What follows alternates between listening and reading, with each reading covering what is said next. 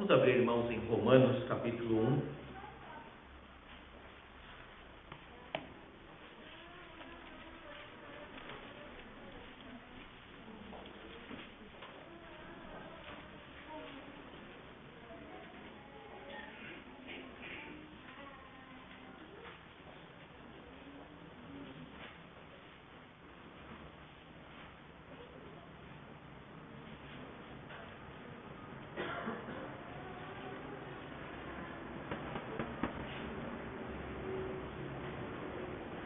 Vamos ler do versículo 8 a 17.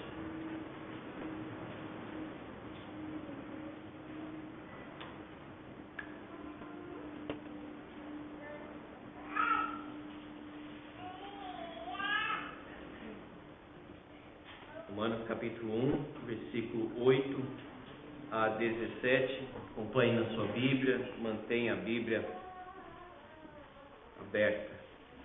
Primeiramente, dou graças a meu Deus, mediante Jesus Cristo, no tocante a todos vós, porque em todo o mundo é proclamada a vossa fé.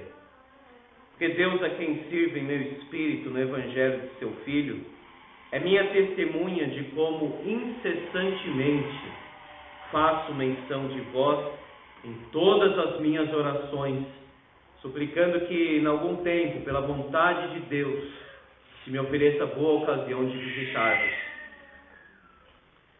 Porque muito desejo ver-vos, a fim de repartir convosco algum dom espiritual, para que sejais confirmados, isto é, para que em vossa companhia reciprocamente nos confortemos por intermédio da fé mútua, vossa e minha.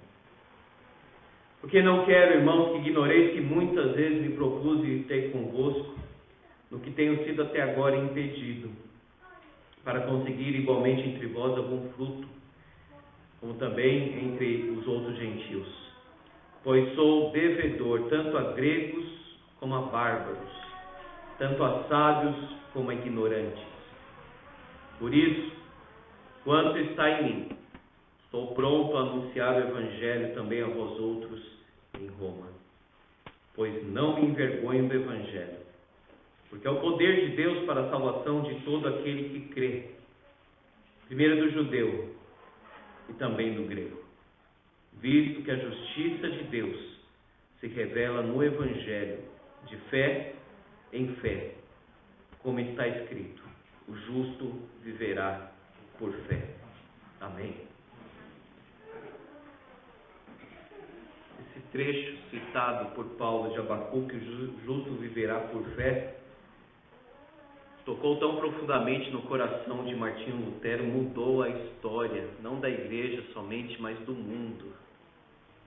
Quando nós confiamos em Cristo Jesus pela fé e somos salvos. Paulo, antes de começar a exposição do Evangelho, ele fala ao coração da igreja.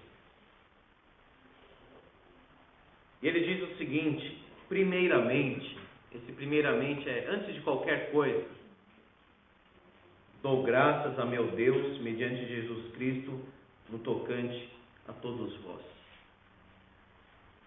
Paulo conhecia muitos irmãos desta igreja, tanto que nós temos as saudações nos capítulos finais, mas ele não conhecia pessoalmente aquela igreja. Ele não tinha ido ainda para esta igreja, não foi ele que fundou esta igreja. Boa parte dos irmãos ele conhecia, mas boa parte também ele não conhecia. Mas era notória a fé desses irmãos, diz o texto: em todo o mundo é proclamada a vossa fé. Todas as igrejas da Bíblia tinham problemas. Inclusive, quanto mais buscarmos santidade, quanto mais buscarmos firmeza, mais nós teremos problemas, questões para lidar. No livro de Atos nós vemos na igreja apostólica, Ananias e Safira mentindo e caindo mortos ali diante do apóstolo Pedro. Nós temos aqui em Roma o perigo desta igreja se desviar buscando a lei. O perigo dessa igreja se desviar buscando os costumes romanos. A igreja de Corinto tinha problema de divisão. Um dizia que era de Paulo, outro de Apolo, outro de Cefas, outro dizia que era de Cristo. Uma confusão só. Problemas doutrinários acerca dos dons, falta de disciplina. Alguns que estavam morrendo porque desprezavam os mais pobres, não estavam nem aí para os mais pobres. A igreja dos Gálatas, na Galácia, tinha problemas sérios doutrinários. Eles se afastaram do evangelho inicial que receberam. A igreja de Éfeso abandonou o primeiro amor. Filipenses tinha 2 mulheres lá brigando no meio da igreja, Evódia, Sintique. Paulo diz: pensem concordemente no Senhor. Colossenses, problemas doutrinários, judaizantes, fazendo problema ali para a igreja. A igreja de Tessalônica confusa completamente acerca da volta do Senhor Jesus, e algumas pessoas escrevendo cartas em nome de Paulo, sendo que Paulo não tinha escrito aquelas cartas. Timóteo, um pastor, mas muito tímido, até um pouco enfraquecido, às vezes no exercício do seu pastorado. E aí Paulo diz: Timóteo, não se envergonhe, Deus não nos tem dado espírito de covardia. Tito, lidando com as questões lá de Creta, os Filemon tendo que ser apaziguado, pacificado com respeito a Onésimo e vice-versa. Os irmãos hebreus, tentados a voltar para o judaísmo, abandonando o caminho. Na carta de Tiago nós vemos uma igreja fazendo acepção de pessoas entre ricos e pobres, uma igreja sofrendo. Pedro, nós vemos pessoas transformando em libertinagem a liberdade da graça. Em João, o perigo da mentira invadindo a igreja, e alguns simplesmente abandonando o caminho. O apóstolo João diz: saíram do nosso meio porque não eram dos nossos. Todas as igrejas com problemas, com questões. Somente no céu nós teremos uma igreja de fato perfeita. Tem uma resposta muito interessante que um pastor deu para uma pessoa que perguntou para ele: pastor, já me decepcionei 3 vezes na igreja, o que eu faço? O pastor respondeu: se prepara para a 4ª. E ele ainda acrescentou: já já ela chega. Essa coisa de estar decepcionado com alguém, com alguma coisa, a gente precisa se lembrar, irmãos, de Jeremias, de que se queixe o homem, se queixe cada um dos seus próprios pecados. É um sentimentalismo, é um sentimento de injustiça e uma posição que a pessoa se coloca superior e começa assim a avaliar os outros que não estão de acordo com o que ela esperava. Eu disse tudo isso para colocar o seguinte: Paulo agradecia a Deus pela igreja. E quando Paulo escreve para todas essas igrejas que tinham seus problemas, cada um numa área específica, cada uma numa área específica, ele começa dizendo: eu oro por vocês. Eu agradeço a Deus por vocês. Ele diz que a igreja de Corinto, aquela igreja que tinha vários problemas, era uma igreja santificada em Cristo Jesus. Então, amados irmãos, apesar de termos problemas aqui, como tem no Fontales, como tem em Tucuruvi, em qualquer outra igreja, porque nós estamos ali, não estamos aqui, a igreja, em outra esfera, nós estamos aqui, e é por isso que tem os problemas mesmo. Porque nós somos pecadores, falhos, indignos, pequenos.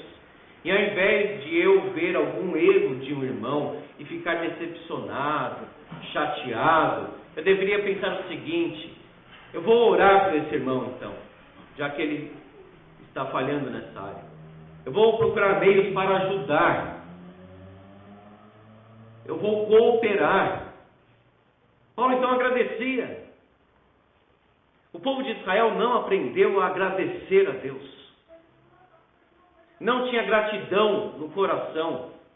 E quem é ingrato sempre tem um sentimento de falta. Traz pão, traz carne, traz água, mas sempre está faltando alguma coisa. Sabe por quê? Está faltando Deus na vida. Porque Deus preenche o nosso coração. é tanta ingratidão, é tanta murmuração, e às vezes por questões assim tão pequenas, comparadas até às vezes com outros problemas, mas também não é para ficar comparando. Por quê? O coração ainda não está satisfeito, não está pleno em Deus. Agradeça ao Senhor pela igreja. Quando nós amamos a igreja? Quando agradecemos a Deus por ela. A maior alegria que a Bíblia apresenta é de um pecador arrependido. E como nós deveríamos ter essa alegria? Primeiro, de um visitante aqui na casa de Deus. E aquele visitante que volta e começa a abraçar o Evangelho e vai entendendo e vai se rendendo ao Senhor Jesus. Nós devemos ser gratos por isso. E às vezes tem muitas briguinhas internas e fofocas e maledicências e reclamações, porque o nosso olhar está no ponto errado. E nós não temos gratidão no nosso coração pelo que Deus está fazendo, pelo que Ele fez também na nossa vida, irmãos. De onde Ele nos tirou, uma situação miserável, depravada, terrível. E agora nós estamos em Cristo Jesus e temos a esperança da glória. Esse mundo vai passar, esse mundo está apodrecendo, diz a Bíblia. Nós temos a vida em Cristo. Então vamos fazer como o apóstolo Paulo. Antes de tudo, eu quero agradecer a Deus. Volta para agradecer. Poucos, de 10, só um voltou. Seja você, eu. Vamos agradecer. Vamos parar para agradecer as bênçãos de Deus na nossa vida. Como pode um cristão viver com Deus, que é a plenitude da vida, e nele nós temos delícias perpetuamente, falar que nunca está bom, que nada está bom, e fazer uma lista de decepções, como se fosse chefe de alguma coisa, ou se o mundo tivesse que corresponder às expectativas que essa pessoa tem. Vamos agradecer. Amamos a igreja quando agradecemos a Deus por ela. São amados de Deus, versículo 7. Uns são mais fortes, outros fracos, diz Paulo aqui em Romanos e outras cartas também. Mas todos são amados de Deus. Quem ama a Deus ama os irmãos. Quem não ama os irmãos não ama a Deus, diz João. É uma conclusão óbvia, lógica, natural. Agradeçamos a Deus pela igreja. Quando testemunhamos, amamos a igreja quando nós testemunhamos. Olha só, em todo o mundo é proclamada a vossa fé. As pessoas notam a minha diferença, a sua diferença. Veja, crente em Roma, nós temos que pensar nisso, irmãos. Historicamente, geograficamente. O povo de Deus em Roma, aquela cidade imunda, aquela cidade totalmente corrompida pelo pecado. Nós vamos ver no próximo sermão, no capítulo 18 em diante, Deus permitindo. E tem luz ali, os crentes. E a notícia destes irmãos chegava no mundo todo, sem as redes sociais. Há um povo crente em Roma. Há uma família de cristãos neste bairro. Eu ouço eles cantando hinos, às vezes. Eles falam da Bíblia. Eles são diferentes. É um povo que vive a fé. Veja, é proclamada a vossa fé. Nós amamos a igreja quando nós testemunhamos o poder de Deus na vida da igreja. E nós às vezes nem estamos lá com esses irmãos, mas amamos os irmãos porque a fé nos une em Cristo Jesus, e essa união é muito clara no momento da Santa Ceia. Por exemplo, no testemunho do missionário hoje, aqueles irmãos alcançados pelo Evangelho, nós amamos aqueles irmãos. Nunca estivemos pessoalmente com eles, mas a fé nos une. É proclamada a vossa fé. Como é triste quando a igreja está num lugar, depois de anos, talvez até décadas, as pessoas dizem assim: ah, ali tem uma igreja, ali tem culto naquele lugar. O que aconteceu esse período todo? Depois de tantos anos, alguém vai olhar para mim e dizer: ah, você é crente. Quer dizer, nunca teve nada, nunca aconteceu nada, nunca testemunhou nada. Nós amamos a igreja, meus irmãos, quando nós damos testemunho do Evangelho, testemunho da fé. E que ocasião oportuna, esse contexto maluco que nós estamos vivendo, distorcido, tantas coisas acontecendo. Sabe o que é isso? Oportunidade para pregar. Olha assim as coisas também. Veja uma ocasião para você apresentar o Evangelho para as pessoas. Pessoas que nunca pediram oração, essa semana pediram para eu orar, gravei a oração e mandei para a pessoa, ela ficou mandando para vários cantos. Eu nunca imaginei que aquela pessoa ia pedir oração para mim. Mas o mundo está precisando. A âncora da alma, meus irmãos, é a fé. Todo mundo é proclamada a vossa fé. Deus está fazendo uma obra em Roma. Os cristãos romanos são luzeiros no império. Nós amamos a Deus, irmãos, quando nós intercedemos. Amamos a igreja de Deus quando intercedemos. Veja, Paulo diz: Deus é testemunha de como incessantemente faço menção de vós em todas as minhas orações. Não conhecia, mas meus irmãos, a igreja é uma só, viu? Não ore só pela igreja de Vila Nilo, a igreja é mais que isso. A igreja é o corpo de Cristo Jesus. Ore pelas necessidades dos irmãos de fora também. Nós somos um em Cristo Jesus. Paulo nem conhecia essa igreja pessoalmente, não tinha ido para Roma ainda. E o diácono nós vimos lá que ele vai depois. Mas ele já orava por esses irmãos. Quando alguém pede oração, às vezes em grupos, do WhatsApp, etc., às vezes nós mandamos aquela mão, né, como se estivesse assim, orando. Ótimo. Mas, irmão, realmente tem que orar. Porque não significa nada mandar aquela mão se realmente não orar, efetivamente. Quando alguém pedir, ore por mim, ore por aquela pessoa. Para não esquecer, quem sabe ela pediu na hora, já ora na hora. Mas não tanto faz tempo de oração, viu? Tanto faz. Às vezes um encontro assim, você faz uma oração de 1 minuto, tanto faz se é 1 minuto, se é 5, se é 10 ali com a pessoa, mas você orou por aquela pessoa. Neemias, em conversa com o rei, diz o texto: orei e pedi. Foi aquela oração: Deus me ajuda agora. E falou. Veja, Paulo diz o seguinte: Deus é minha testemunha de que eu oro sempre por vocês. Veja, é mais forte do que mandar uma mão.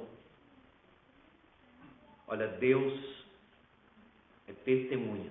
Ele invoca o testemunho de Deus, que é verdade. Diz o seguinte: eu oro incessantemente por vocês. Nisso nós vemos que as orações do apóstolo Paulo eram bem amplas. Porque ele fala isso para os romanos, ele fala isso para os colossenses. Ele orava pelos irmãos. Ele orava pelas autoridades. Ele orava pela equipe, aspas, missionária. Ele orava e ele orava muito. E ele chama o testemunho de Deus, isso é muito forte, é pesado. E ele diz para a igreja o seguinte: olha, Deus sabe Deus é testemunha de que eu oro, e diz o texto, incessantemente. Nós amamos a igreja, nós oramos pela igreja. Eu quero ter um sentimento pela igreja. Não é isso que está em vista no primeiro lugar aqui. Não adianta nada dizer assim, eu tenho um sentimento por aquela igreja, eu tenho emoções por aquela igreja, ótimo. Mas se não ora por ela, permita-me dizer, não vale coisa alguma, essa emoção toda. Amar, irmãos, é algo que a gente faz. Ama a igreja, então ora pela igreja. Agradece a Deus pela igreja. Conheça a necessidade da igreja. Coloque diante do Senhor a vida da igreja. E Paulo diz, incessantemente. Ore várias vezes por dia. Tenha um coração assim voltado para o Senhor. Ore em vários momentos. Orações, às vezes assim uma frase, mas ore e ore. Viu um pedido lá? Ore. Pare um pouquinho, ore. Nós temos orado pela irmã Débora lá no hospital às 15 horas. Não posso 15, então inventa outro horário, mas ore. Mas coloque na presença do Senhor. E diz o texto, Deus é minha testemunha, incessantemente faço menção de vós em todas as minhas orações. A nossa igreja, quando agradecemos, quando testemunhamos, quando intercedemos, quarto lugar, muito importante, inclusive nos nossos dias, quando nos relacionamos. Há uma conversa mentirosa, de acordo com a palavra de Deus, que é o seguinte: eu sou a igreja. Você não encontra isso na Bíblia em lugar nenhum. Eu, particularmente, sozinho, não sou a igreja. Eu faço parte da igreja. Igreja é isso aqui. Todos os irmãos que estão no mundo inteiro hoje, adorando o Senhor, e a igreja também que já está na presença do Senhor, adorando o Senhor também. Isso é a igreja. Então a família faz parte da igreja. Individualmente fazemos parte da igreja. Mas eu não posso simplesmente dizer, eu não me relaciono, porque na verdade eu sou a igreja. Cadê na Bíblia isso? Na igreja nós temos um corpo. Na igreja nós temos família, videira, todas imagens assim de um conjunto, e não de coisas fracionadas, separadas. O membro do corpo não está fora do corpo. É uma unidade perfeita. Essa ilustração do apóstolo Paulo lá em 1 Coríntios 12 é perfeita. Corpo. Paulo então diz, pela vontade de Deus, porque ele se guiava sempre pela soberania, providência de Deus. Ele ora para que se me ofereça boa ocasião de visitar-vos, e olha agora o versículo 11, porque muito desejo ver-vos. Ver.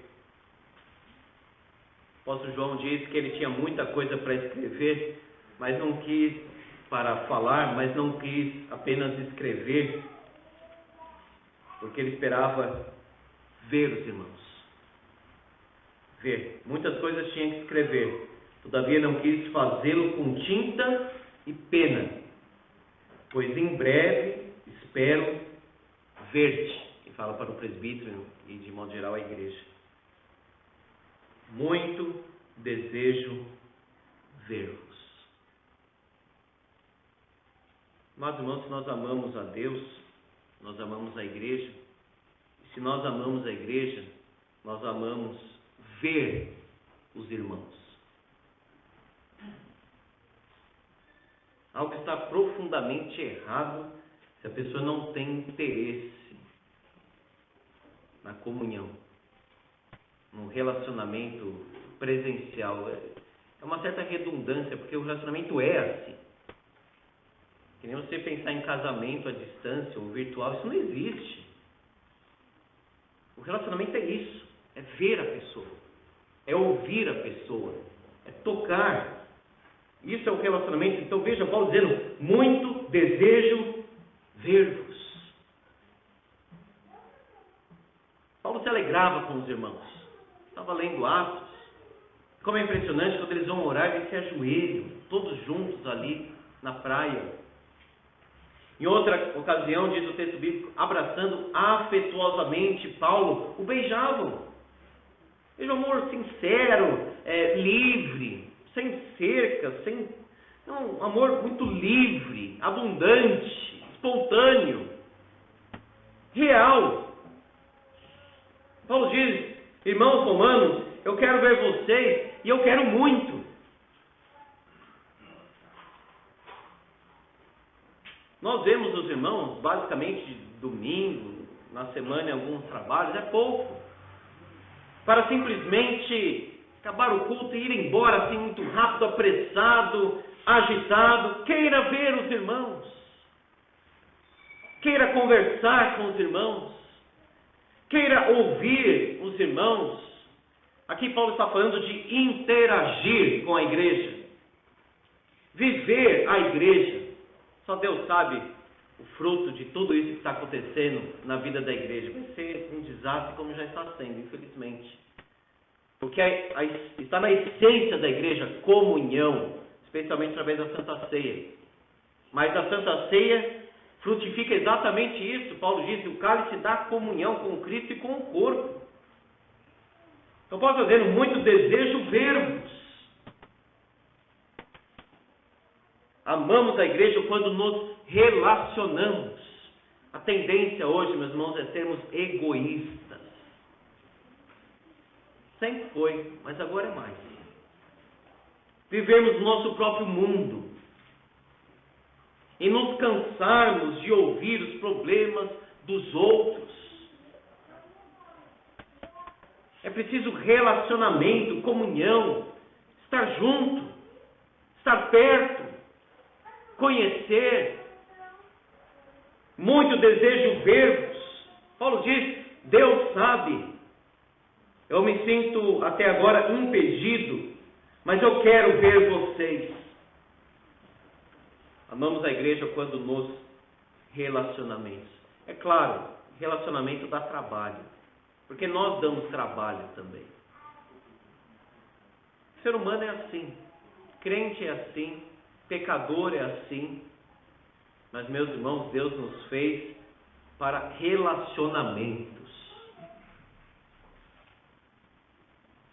Certamente muitos consultórios, clínicas estão lotados, abarrotados, porque os relacionamentos foram prejudicados.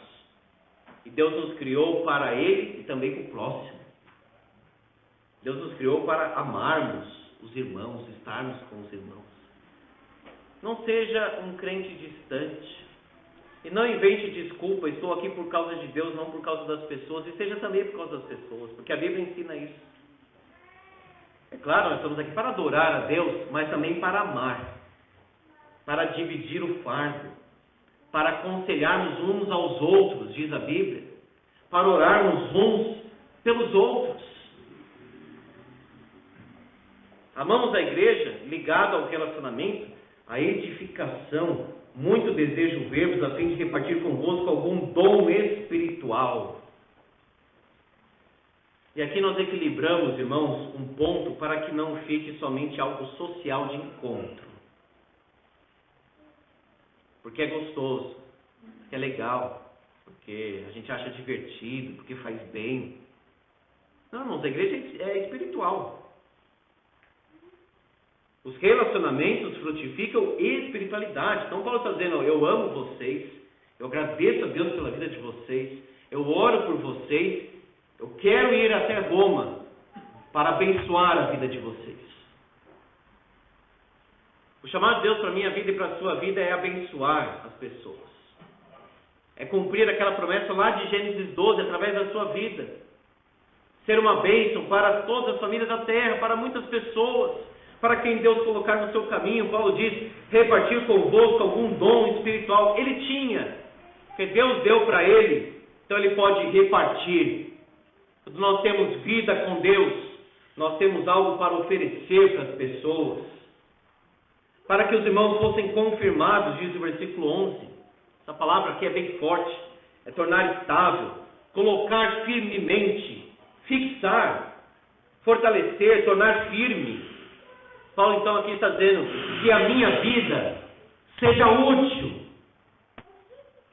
Eu comecei falando dessa pessoa que se sente muito decepcionada porque não fizeram isso e aquilo. Faça alguma coisa você.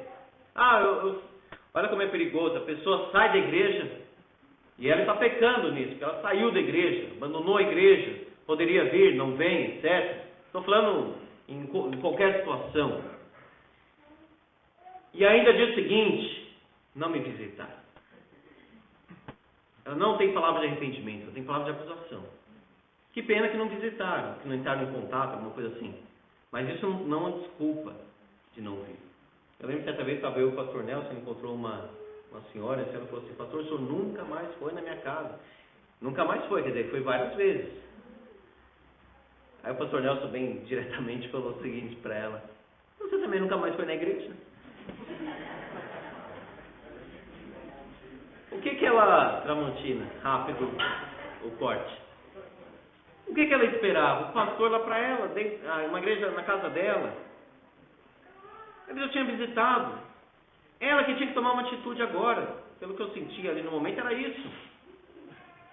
Não vamos culpar, irmãos, a igreja, o presidente, qualquer outra pessoa, de algo que nós somos responsáveis. Um sentimento de utilidade, mas o que eu posso fazer então para ajudar nessa situação? Paulo então diz: eu quero ir até vocês para que vocês sejam confirmados, para que em vossa companhia, versículo 12, olha agora, reciprocamente. Isso aqui é muito importante, porque Paulo não está colocando assim: olha, eu tenho algo para oferecer para vocês, vocês serão muito abençoados quando eu estiver aí. Ele está dizendo o seguinte: vocês serão abençoados pela graça de Deus através da minha vida, e eu serei abençoado também através da vida de vocês. Assim como ele abençoa, ele espera ser abençoado, é óbvio. Reciprocamente, diz o versículo 12, nos confortemos por intermédio da fé mútua, vossa e minha. Então seja uma bênção, que outras pessoas sejam bênção também na sua vida. Que haja essa troca, irmãos, espiritual, diz o texto, reciprocamente. Ser encorajado ao mesmo tempo com outra pessoa.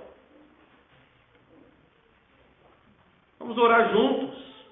Vamos nos encontrar. Vamos nos conhecer mais. Chegou um visitante na igreja, não vamos abandoná-lo. Vamos nos aproximar, ouvir quem é essa pessoa, o que ela faz. Por que ela está aqui, como que ela veio até aqui. É maior do que os problemas que eu tenho. É maior do que essas coisas de decepção. Pessoal, isso aí é carnalidade, isso é egoísmo. Vida autocentrada, é isso que é. Aquele que quer me seguir, negue-se a si mesmo, tome a sua cruz e siga-me. Como é bom quando a igreja é fortalecida nela mesma.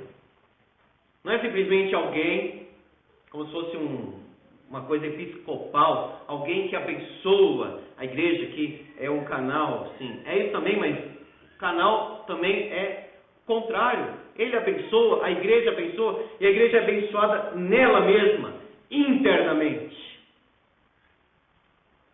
Não é só um que tem o Espírito Santo. Diz o apóstolo João, todos são ungidos de Deus. Paulo foi humilde aqui. Um homem que tinha grandes dons espirituais pela graça de Deus, um conhecimento absurdo do Antigo Testamento.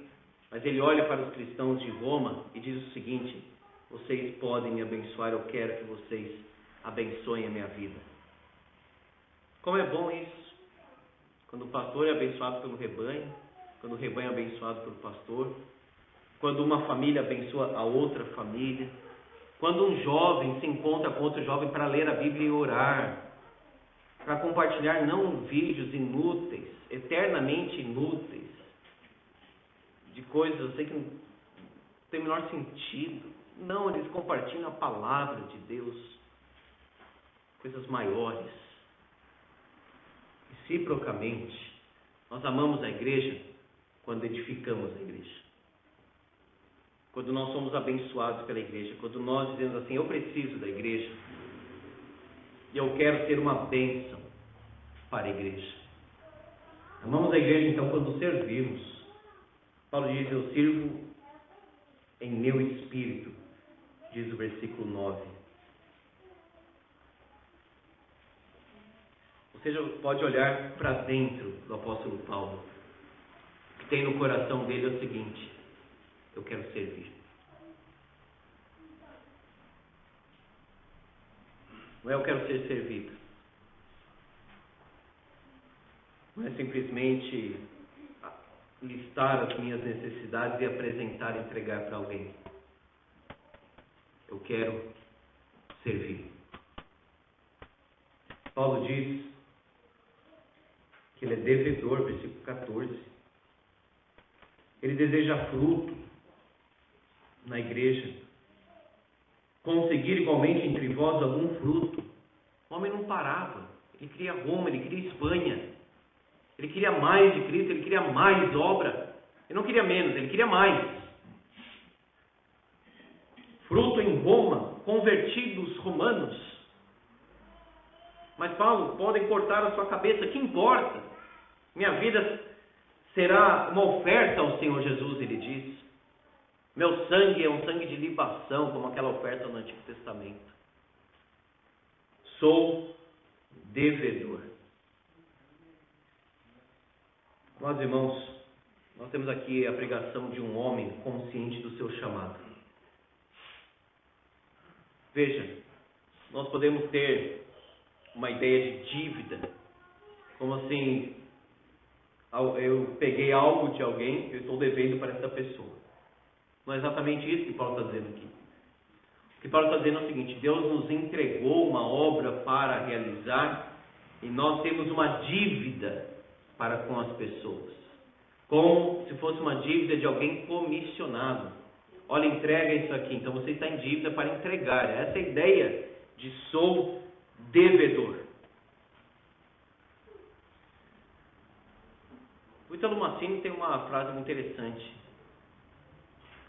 pare de dizer que as pessoas não fizeram isso, não fizeram aquilo e aquilo outro. Finge no coração o seguinte: ninguém me deve nada. Porque hoje a tendência é essa. O meu direito. Eu não fui atendido nisso, não fui atendido naquilo e naquilo outro. Paulo, até quando ele foi abandonado, lá no final da sua vida, ele disse que Deus perdoe essas pessoas, que Deus dê a paga se ele achar que deve. O Senhor me livrou da boca do leão, a pregação foi cumprida, Deus irá guardar a minha vida e me levar para o reino celestial. A Ele é glória eternamente, amém, ele fala. Superava esses dramas psicológicos, emocionais, relacionais. Ele diz o seguinte: eu sou devedor, eu tenho que fazer alguma coisa, eu preciso servir. Sou devedor tanto a gregos como bárbaros, bárbaros aqueles que não têm cultura grega, tanto a sábios como a ignorantes. O mundo todo precisa ouvir o Evangelho. Não tem diferença aos olhos de Deus, o coração é o mesmo. O grego, bárbaro, sábio, ignorante, há uma equivalência de ideia, né? Grego, sábio, bárbaro e ignorante. Sou devedor. Estou pronto a anunciar o Evangelho também a vós outros em Roma. Diz o hino: estou pronto, Senhor, para o que queres. Quem pode se colocar na presença de Deus e falar assim: Senhor, eis-me aqui, envia-me a mim? Diante de um Israel totalmente incrédulo, como era o caso lá em Isaías. Estou pronto para pregar em Roma.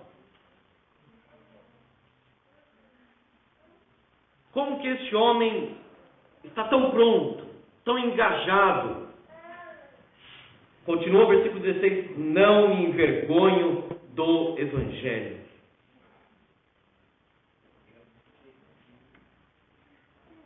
Mas, irmãos, o Evangelho é tão poderoso, tão glorioso, como que nós teremos vergonha do Evangelho do Senhor Jesus? Como o nosso testemunho vai ser um testemunho assim covarde, apagado, sem expressão, sem confessar e assumir diante dos homens: eu sou cristão, eu amo o Senhor Jesus, eu sou um servo do Senhor Jesus. Paulo está dizendo o seguinte: eu estou pronto a ir para Roma, ainda que eu morra em Roma, porque eu sei a mensagem que eu tenho para pregar. Eu sou evangélico, prego. O evangelho é o poder de Deus, é um poder universal, é um poder justificador, é um poder cristocêntrico para a salvação de todo aquele que crê. Paulo está dizendo o seguinte: eu estou pronto para ir para Roma, estou pronto para pregar, eu não tenho vergonha do evangelho, porque eu sei o que o evangelho faz na vida das pessoas.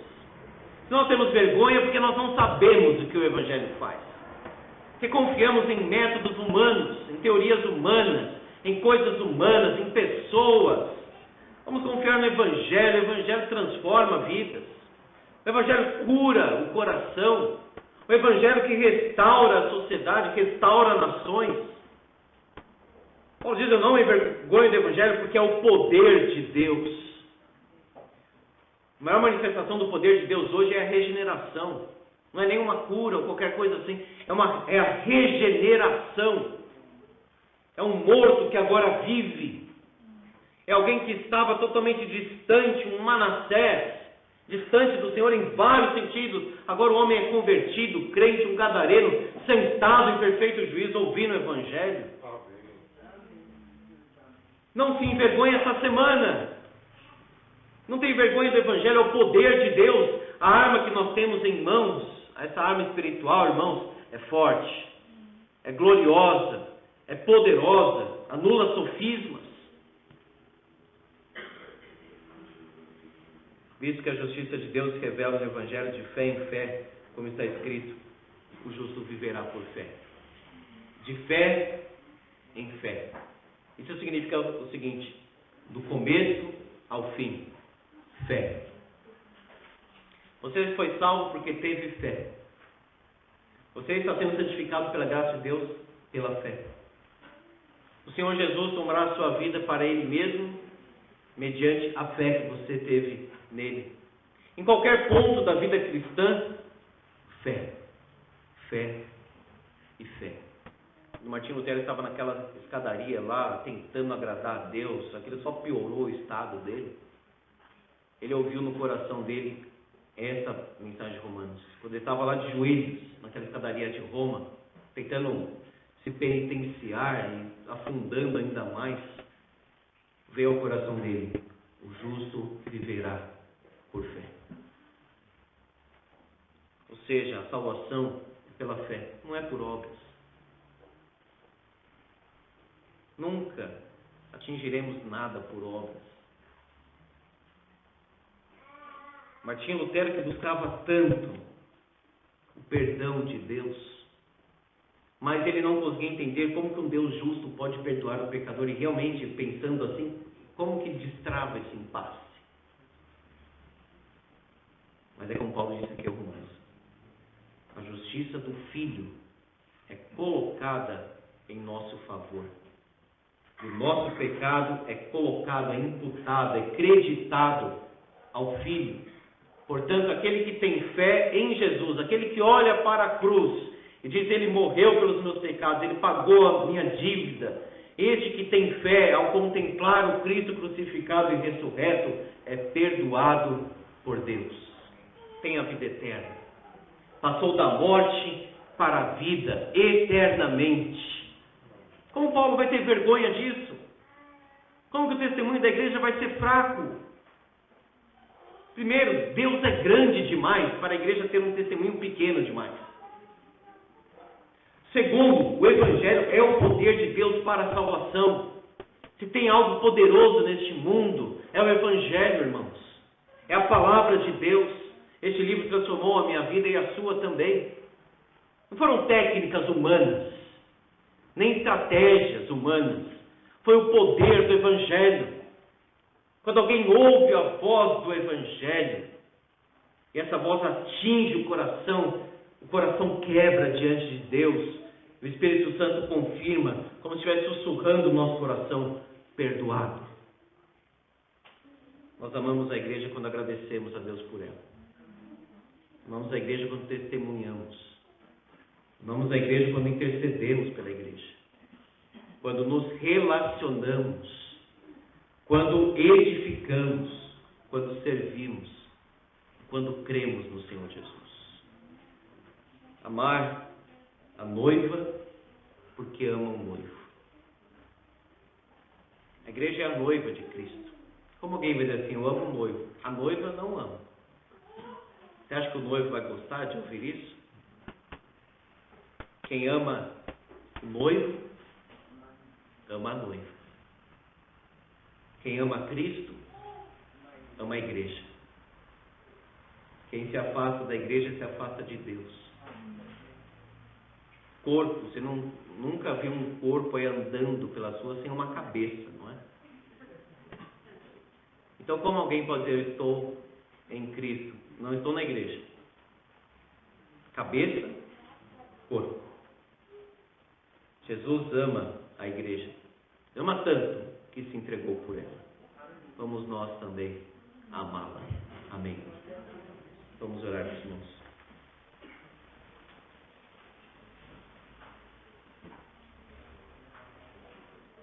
Senhor nosso Deus e Pai, nós louvamos o Teu nome porque o Senhor nos salvou. Nós estávamos, ó Deus, completamente perdidos. Nossa perdição não era pouca, era grande. O nosso coração, ó Deus, como disse Davi, eu nasci na iniquidade. Não fosse o Senhor, nós estaríamos tão longe, tão perdidos. Louvado seja o Teu nome por Tua graça. Louvado seja o Teu nome por essa doutrina tão poderosa, justificação pela fé somente. Obrigado, Pai, por este plano do Senhor, a igreja, o Israel de Deus. Obrigado pela família da fé. Obrigado pela igreja presbiteriana de Vila Nilo. Obrigado, ó Deus, por cada irmão que está aqui. Permita-nos ver o que o Senhor está fazendo.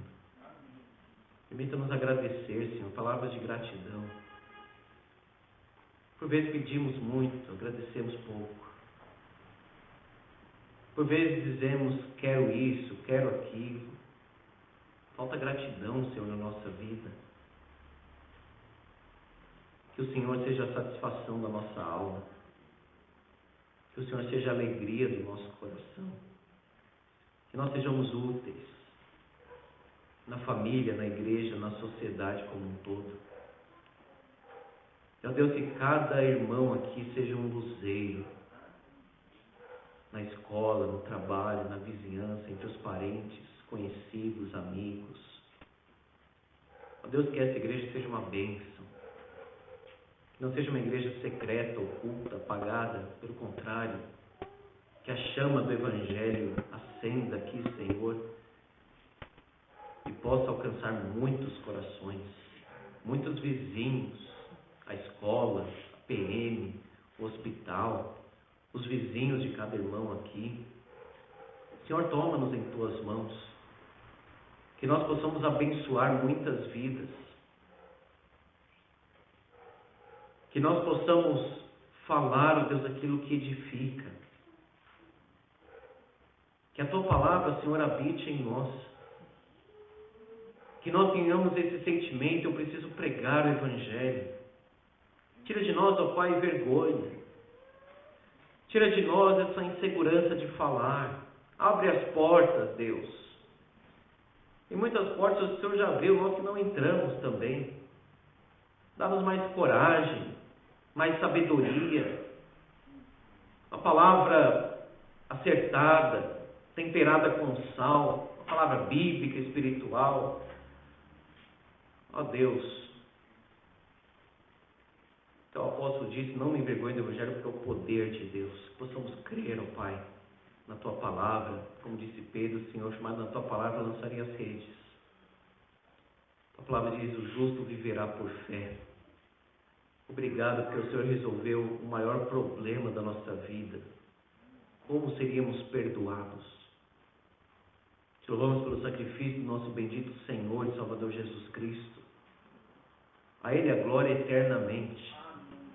Que Ele receba todo louvor, de toda a igreja universal, dos anjos celestiais, valorosos em poder e força, mas todos, ó Deus, quebrados na tua presença, quebrantados, humilhados, mas ao mesmo tempo tão exultantes diante da tua glória.